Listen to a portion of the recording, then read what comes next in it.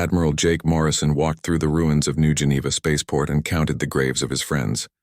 Amy Johnson had died defending Luna when alien bombers broke through the outer defenses.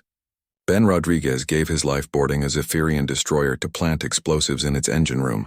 Lisa Carter commanded the defense of Mars until a direct hit on her command center ended her war. They were heroes, but that didn't make Jake miss them any less. The Confederation fleet was gone. But victory felt hollow when Jake looked at what it had cost. Earth was dying. The blue skies were now gray with smoke and radiation. The oceans glowed with strange colors from alien weapons that had poisoned the water. Cities that had stood for centuries were now craters filled with radioactive. Glassdot President Martinez addressed the survivors from a bunker deep beneath the ruins of the White House. Her voice carried, "To every human world and ship in the galaxy, we have won," she said simply. "Humanity survives, but we have paid a price that will scar us forever." The political effects of the battle reached across the galaxy faster than the news of Earth's victory. On the Vorthak homeworld, nobles who had supported the war suddenly claimed they had always opposed it. On Zephyrian military bases, officers who had called humans insects now spoke respectfully of their courage. The Kalos Merchant Guild sent urgent messages to their representatives, demanding immediate peace negotiations. Admiral Zexthorn, the Zephyrian officer who had survived the battle at New Kansas, stood before his own military court. He had been stripped of his rank for losing so many ships to the humans, but he had learned lessons that his superiors needed to hear. "You still don't understand what we fought," he told the judges. "The humans aren't just another species. There's something new in this galaxy. They fight not just to win, but for ideas. They die for concepts like freedom and dignity that we barely understand." The court wasn't interested in philosophy. They wanted to know how 12 human ships had destroyed 60% of a Confederation fleet. "They think differently than we do," Zexthorn explained. "We fight to maintain order. They fight to protect what they love. We see war as a tool of politics. They see war as a test of character. When you're facing people like that, numbers and technology don't matter as much as you think they do." 6 months after the Battle of Seoul, former Supreme Admiral Korthak arrived at the edge of human space with a small diplomatic fleet. He had also been stripped of rank and position, but he carried the official surrender of the Galactic Confederation. Admiral Morrison, now promoted after the deaths of so many senior officers, met the alien delegation aboard a neutral space station. Korthak looked older and more tired than he had before the war. "We come to offer our surrender," Korthak said formally. Jake studied the alien leader who had tried to destroy his species. "Your surrender isn't what we want." Korthak looked confused. "Then what do you want?" "We want to make sure this never happens again," Jake replied. "To any species, anywhere in the galaxy." Dr. Rachel Stone, the new director of Xenological Affairs, presented humanity's terms for peace. The document became known as the Stone Doctrine, and it changed how the galaxy thought about war and diplomacy. "The Galactic Confederation is dissolved," Dr. Stone announced. "In its place, we propose a new alliance based on equality and mutual respect. Every species, large or small, will have an equal voice. No one will be forced to join. No one will be required to pay tribute. And if anyone tries to recreate the old system of conquest and slavery, they will face the combined military might of all free worlds."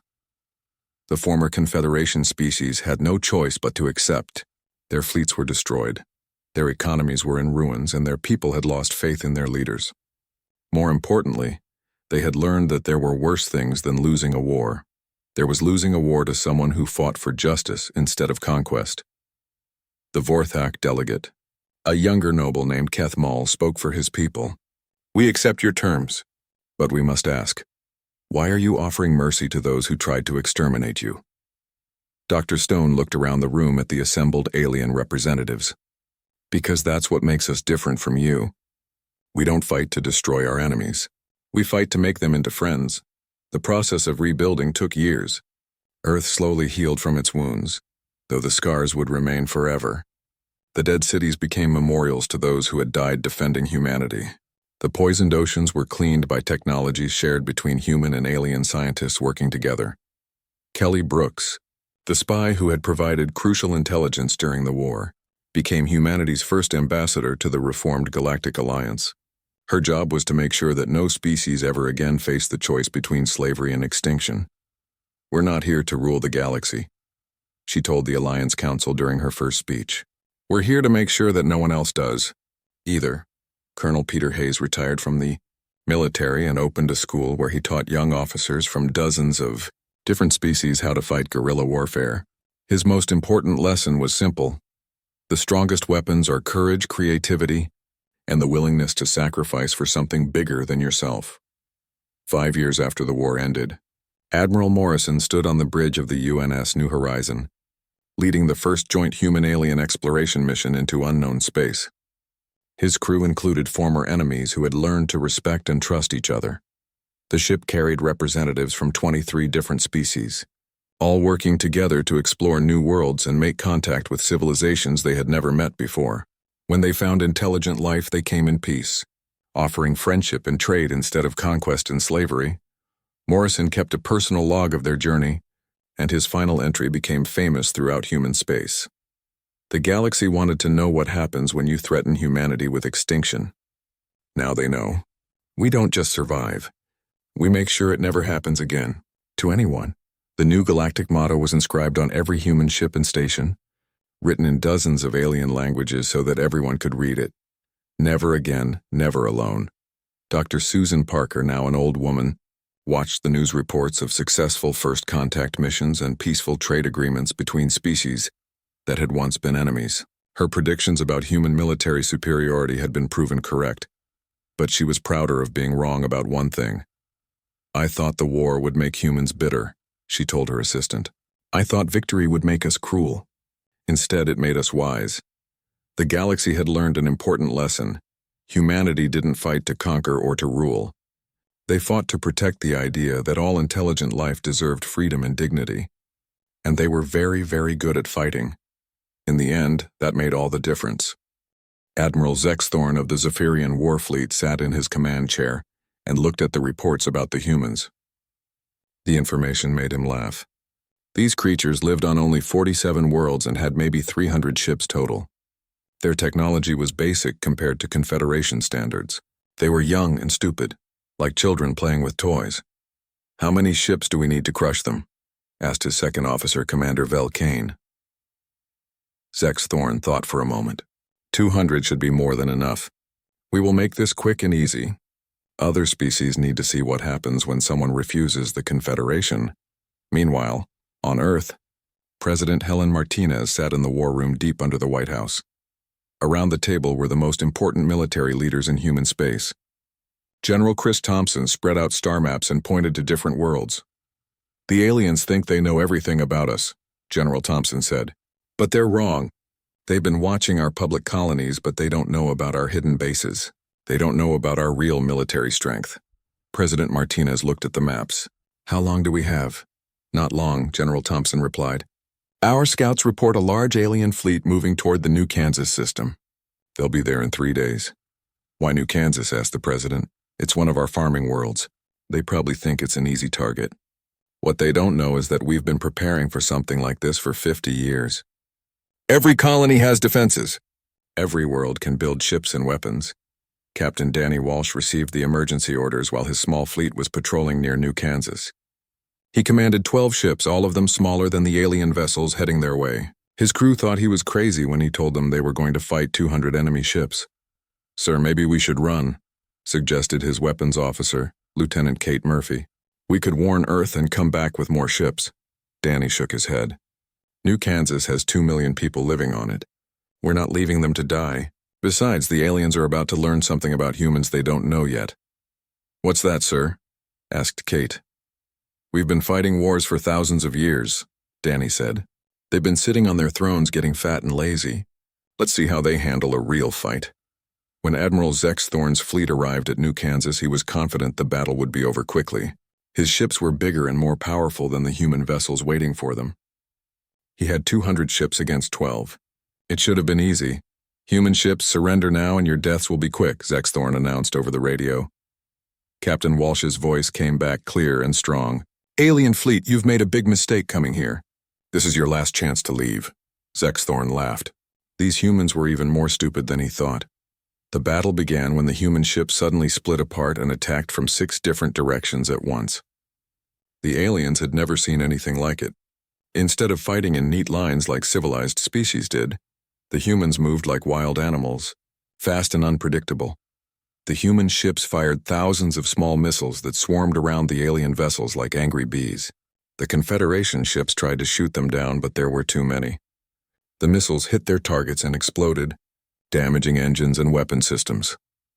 "What kind of fighting is this?" Commander Velcane shouted as his ship shook from missile hits. "They fight like savages," Admiral Zexthorn replied, but he was starting to worry. His fleet was taking more damage than expected. Then something happened that shocked the aliens even more. Small human ships loaded with explosives flew straight into the Confederation vessels, destroying themselves and taking the enemy ships with them. The alien crews couldn't believe what they were seeing. What kind of species would sacrifice their own lives like that? "They're insane," Velcane said, watching another human ship ram into a Zephyrian destroyer. But the real surprise came when New Kansas itself started shooting. The planet's surface lit up with weapons fire as hundreds of hidden gun platforms opened up on the alien fleet. The Confederation had never seen a whole world turned into a fortress before. Admiral Zexthorn realized he had made a terrible mistake. These weren't helpless farmers. Every human colony was a military base. Every human ship was ready to fight to the death. His fleet was being destroyed by an enemy that fought like nothing he had ever faced. Captain Walsh's ship was badly damaged, but he kept fighting. Half his crew was dead, including Lieutenant Murphy, but they had destroyed 60 alien ships. The remaining Confederation vessels were trying to retreat, but the humans wouldn't let them go easily. "Sir, should we let them run?" asked his navigator. "Ensign Rick Barnes, let a few escape," Walsh said, blood running down his face from a head wound. "They need to tell their friends what happened here." In the end, only 40 alien ships made it away from New Kansas. Admiral Zexthorn's flagship was one of them, but it was badly damaged. As they fled toward Confederation space, Zexthorn tried to understand what had gone wrong. "How did they know we were coming?" Commander Velcane asked. "That's not the right question," Zexthorn said quietly. "The question is, how did they get so good at fighting?" Dr. Susan Parker had tried to warn the Confederation leaders about this exact problem. She was a human scientist who studied alien cultures, and she had been working in Confederation space before the war started. Her report to the alien government was ignored because they didn't want to hear bad news. "The Confederation species have forgotten how to fight real wars," she had written. "You've had peace for so long that you don't remember what it's like to face an enemy that won't give up. Humans have been fighting each other for their entire history. We know how to win when we're outnumbered.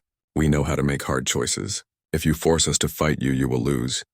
The aliens had laughed at her report. Now they weren't laughing anymore. When news of the battle reached Confederation headquarters, the leaders couldn't believe it. How could 12 human ships defeat 200 of their best vessels? How could a farming planet fight back like a military base? Kethvar, the Vorthak ambassador who had first met the humans, stood before the Confederation Council and tried to explain. "These humans are not like other species we have conquered," he said.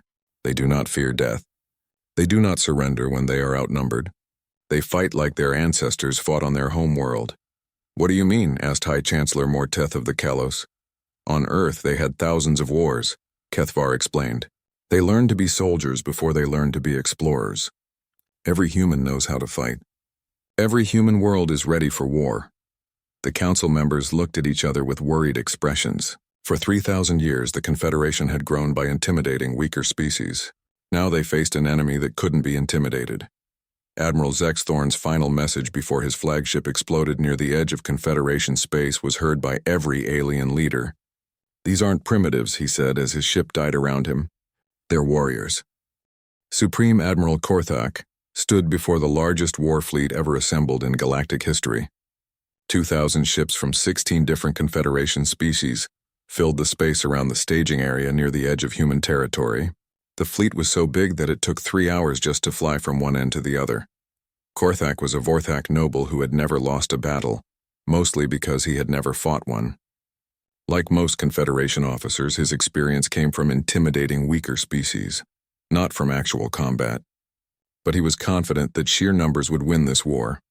"Citizens of the galaxy," Korthak broadcast across all frequencies, "today we end the human threat forever.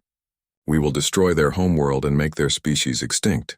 This will be a lesson to any others who think they can defy the Confederation The message was heard on every human world and ship. Instead of causing fear, it made humanity angry. These aliens weren't just trying to conquer Earth. They were trying to commit genocide. President Martinez called an emergency meeting with her military leaders. "How long do we have before they reach Earth?" she asked. Admiral Claire Bennett looked at the star charts. 6 days, maybe 7. It's the largest fleet anyone has ever seen.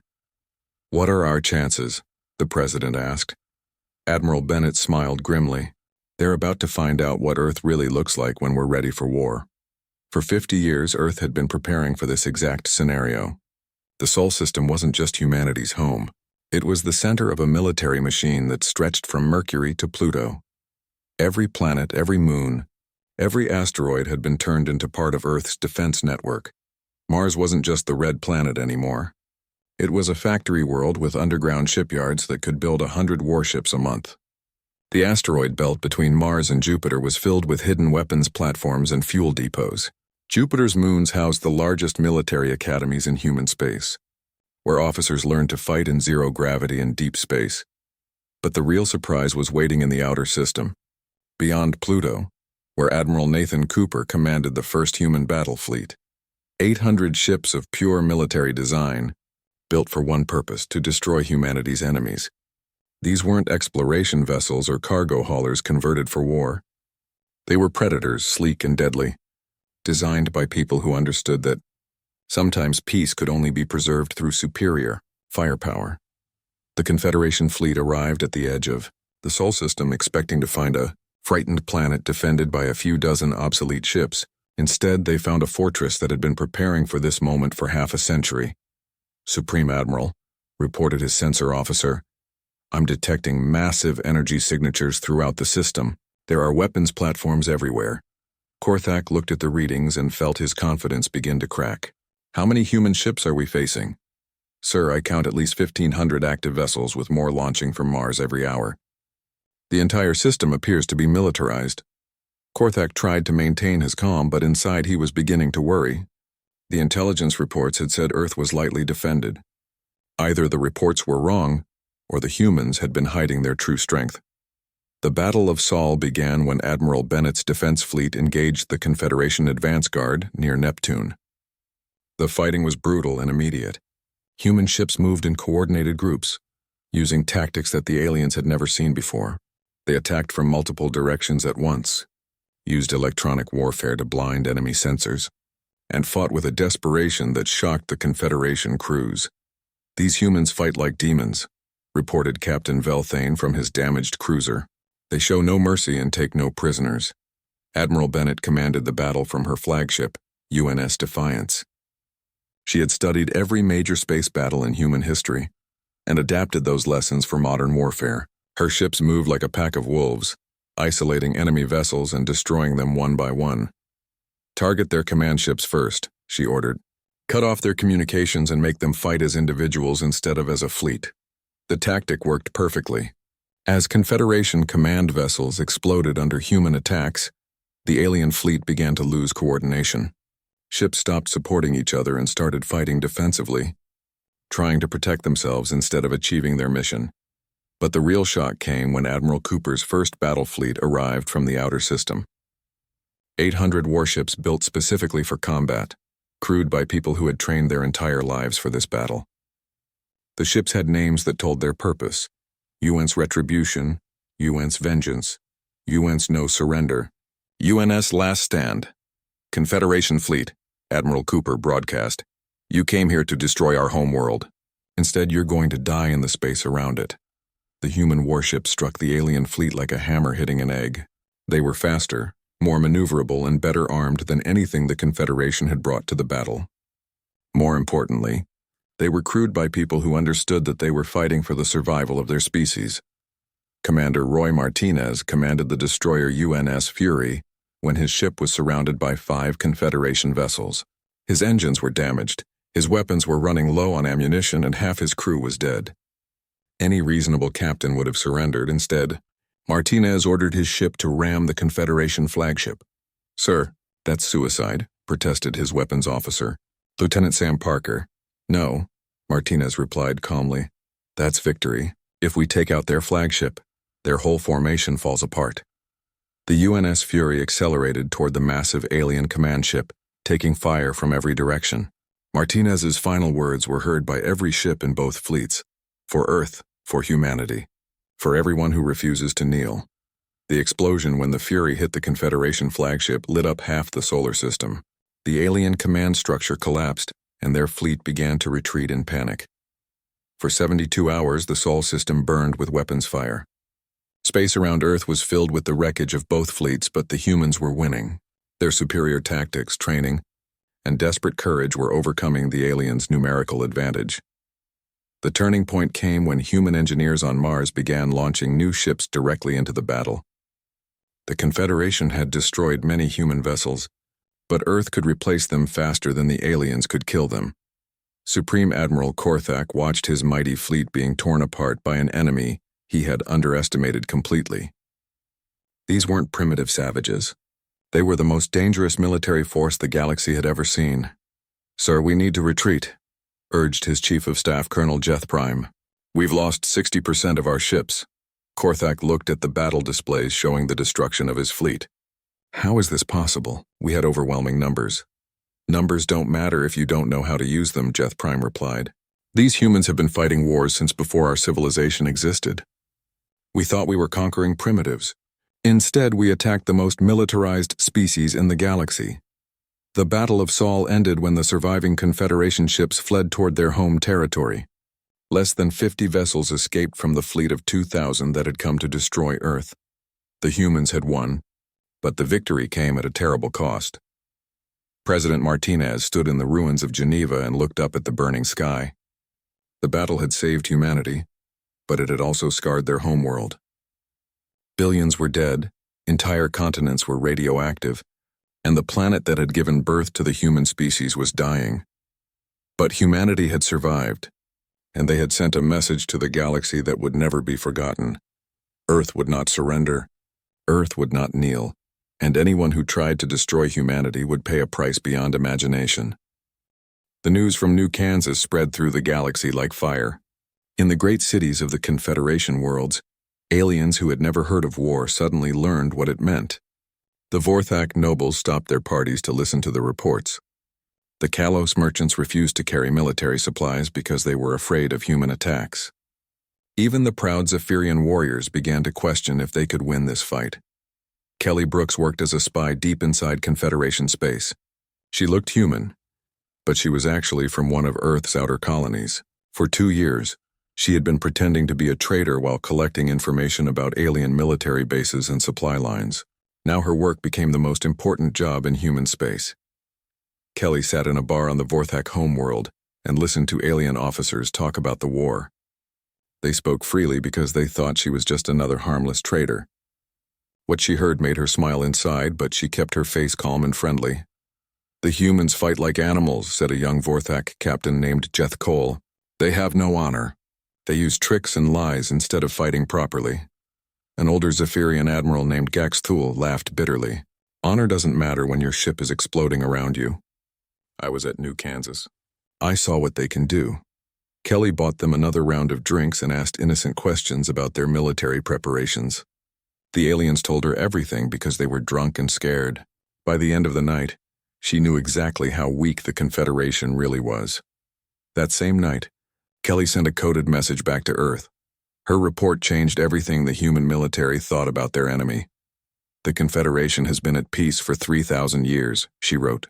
"Their soldiers have never fought a real battle. Their ships are built for comfort, not for war. Their officers don't know how to make hard decisions under pressure.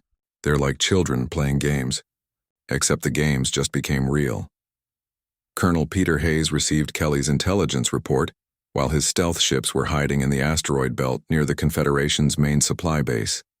Peter was Earth's best special operations officer, and he had been planning hit-and-run attacks against alien shipping lanes. "This changes everything," Peter told his second-in-command, Major Lisa Stone. "They're not just militarily weak, they're psychologically broken." Peter's plan was simple but brutal. Instead of fighting the Confederation's main fleet, he would attack their supply lines and make them afraid to leave their home worlds. His 12 stealth ships were invisible to alien sensors, and could strike anywhere without warning. The first attack came at dawn on the Kalos merchant world of Vel Prima.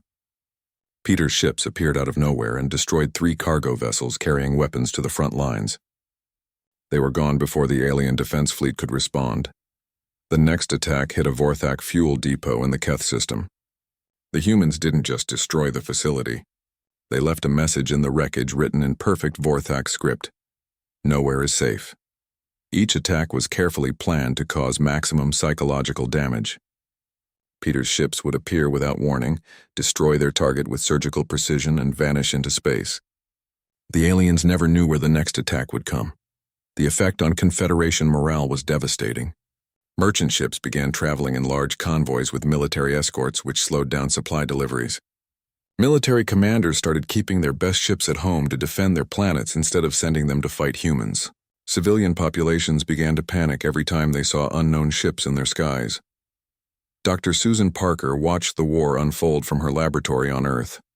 She had predicted exactly what would happen, but even she was surprised by how quickly the Confederation was falling apart. "They've never faced an enemy that could think," she told her assistant, Dr. Carl Mitchell. "For 3,000 years, they've just shown up with overwhelming force and demanded surrender. Now they're fighting people who can adapt and improvise." Dr. Parker pulled up a holographic display showing human and alien military doctrine. The differences were striking. Confederation battle plans were rigid and predictable. Human tactics were flexible and creative. Alien ships fought in formation. Human ships fought as individual hunters. "Look at this," she said, pointing to the display. "They expect war to follow rules. We know that the only rule in war is winning." The psychological warfare campaign reached its peak when Colonel Hayes attacked the Zephyrian Military Academy on their home world. The academy was supposed to be the most secure facility in Confederation space, protected by 3 fleets and orbital defense platforms. Peter's ships slipped through the defenses like ghosts and destroyed the academy's main building. No one was killed because the attack happened at night when the building was empty. But the message was clear. Earth could strike anywhere at any time. The attack on the Academy broke something inside the Confederation leadership. High Chancellor Morteth called an emergency meeting of all member species. "How can we fight an enemy we cannot see?" he asked the assembled delegates. "How can we protect our worlds from ships that appear and disappear like spirits?" Ambassador Kethvar had an answer, but it wasn't one the Council wanted to hear. "We cannot win this war with conventional tactics. The humans are too good at fighting. We need to end this quickly with overwhelming force, or we need to make peace." "Make peace," shouted General Vex Prime of the Zephyrians. "They are insects. We will crush them." Kethvar shook his head sadly. "General, with respect, you still don't understand what we're fighting. These insects have been preparing for war their entire history. Every human child learns about military strategy. Every human world can build weapons. Every human ship can fight alone or as part of a fleet." The council meeting ended with no decisions made. The Confederation was paralyzed by fear and confusion. They had never faced an enemy that fought back with such skill and determination. Meanwhile, human intelligence networks throughout Confederation space reported increasing signs of panic and disorder. Kelly Brooks sent daily updates about alien military movements, and every report showed the same thing. The enemy was losing confidence. "They're making mistakes," Kelly reported from her position on the Vorthak capital world. "Their commanders are arguing with each other. Their supply lines are breaking down. Some of their member species are talking about leaving the Confederation entirely." Colonel Hayes received new orders from Earth. Intensify the pressure. His next series of attacks targeted alien communication networks and government buildings. The humans didn't kill civilians, but they made it impossible for the Confederation to coordinate their military response. The final blow to alien morale came when Peter's ships attacked and destroyed a Confederation propaganda center. The facility had been broadcasting messages throughout the galaxy about how the war against humanity was going well. When it exploded in a ball of fire, every alien world saw the truth. Their leaders had been lying to them. Dr. Parker studied the intelligence reports coming back from Confederation space and smiled. Her predictions were coming true even faster than she had expected. "They're not just losing battles," she told her staff. "They're losing faith in themselves. When a civilization that has never really fought meets one that has never stopped fighting, this is what happens." The Confederation had made a fatal error in their understanding of humanity. They thought humans were just another primitive species that could be intimidated into surrender. Instead, they had declared war on a species that had spent thousands of years perfecting the art of conflict. Captain Jake Morrison stood on the bridge of the UNS Horizon and watched the stars through the main window. His ship had been traveling for 3 months through empty space, looking for new worlds that humans could visit. The Horizon was one of Earth's best ships, built for long trips into unknown parts of the galaxy. Jake had been a captain for 15 years, and he had seen many strange things in space, but today felt different. Lisa Carter sat at her station, watching the weapon systems. She was the best tactical officer in the fleet, and Jake trusted her with his life. Ben Rodriguez worked at the engineering controls, making sure the ship's engines ran smoothly. Amy Johnson sat at the communications desk, listening for any signals from other ships or planets. They had been working together for 5 years, and they were like family. "Captain, I'm getting something strange on the sensors," Lisa said, looking at her screens. "There are ships coming our way. Big ones." Jake walked over to look at the readings. The sensors showed 12 large vessels moving toward them at high speed. They were much bigger than any human ship, and their design was unlike anything he had ever seen. "Amy, try to contact them," Jake ordered. "Use all frequencies. Let's see if they want to talk." Amy pressed buttons on her console and spoke into her headset. "Unknown ships, this is the UNS Horizon. We are explorers from Earth, please respond." The answer came quickly. A deep voice spoke in perfect English. "Human ship, you will stop your engines and prepare to be boarded. You are in Confederation space without permission." Jake looked at his crew. They had never heard of any Confederation before. Earth's star maps showed this area as empty space with no known civilizations. "This is Captain Morrison," Jake said into the communication system. "We didn't know this space belonged to anyone. We're peaceful explorers. We mean no harm. Your intentions do not matter," the voice replied. "You will be boarded now." The alien ship surrounded the horizon. Jake could see them clearly now through the windows. They looked like floating cities covered in lights and strange metal structures. Each one was 10 times bigger than his ship. A bright light filled the bridge, and suddenly there were aliens standing in front of them. Jake had read about teleportation in science books, but he had never seen it happen. The aliens were tall and thin, with gray skin and large black eyes. They wore long robes that seemed to shine in the ship's lights. "I am Ambassador Kethvar of the Vorthak," the tallest alien said. His voice was the same one they had heard on the radio.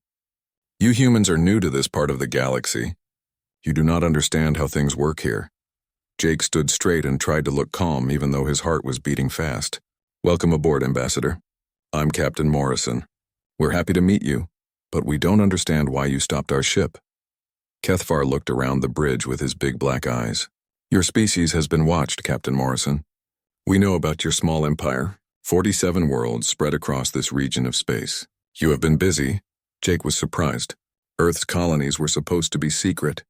How did these aliens know so much about them? "We represent the Galactic Confederation," Kethvar continued. "We have ruled this part of the galaxy for 3,000 years. Every intelligent species in 100 star systems belongs to our alliance. Now it is time for humanity to join as well." "Join how?" Jake asked. Kethvar smiled, but it was not a friendly smile. "You will give us 80% of your worlds. You will destroy your military ships. You will send us resources and workers as tribute every year. Your species will become what we call a Tier 4 servient species. You will have some freedoms, but you will obey our laws." Lisa Carter made a small angry sound, but Jake held up his hand to keep her quiet. "And if we refuse?" Jake asked. "No species has ever refused," Kethvar said. "But if you did, you would be declared a rogue civilization. We would take your worlds by force. Your people would become slaves instead of servants." Jake looked at his crew. Amy was recording everything. Ben was watching the alien ships outside. Lisa had her hand near her weapon controls. "I need to talk to my government on Earth," Jake said. "This is a big decision." Kethvar nodded. "You have one of your days to decide. We will wait." The aliens disappeared in another flash of light, leaving Jake and his crew alone on the bridge. "Sir, what are we going to do?" Amy asked. Jake sat down in his captain's chair and thought for a long moment. He had spent his whole life exploring space and meeting new species. He had always hoped that first contact with aliens would be peaceful and friendly. This was not what he had dreamed of. Get me a secure line to Earth, he said finally. I need to talk to the president. The next 20 hours were the longest of Jake's life. He spoke to President Martinez, the military leaders, and the heads of all the colonies. The message was the same from everyone. Humanity would not surrender. They would not become slaves to anyone. When the time was up, Kethvar appeared on the bridge again. Have you made your decision, Captain Morrison? Jake stood up and looked the alien in the eyes. Yes, we have. The answer is no. Humanity will not join your confederation under those terms. Kethvar's face changed. His large eyes seemed to get even bigger. You are refusing. Yes, Jake said calmly. We are. This has never happened before, Kethvar said. Do you understand what this means? Jake nodded. It means you've just declared war on the wrong species, Ambassador. Kethvar stared at him for a long moment, then disappeared in a flash of light. Lisa Carter looked at her captain. Sir, what happens now? Jake watched the alien ships moving away from them through the window. Now we go home, Lieutenant. We need to prepare for war.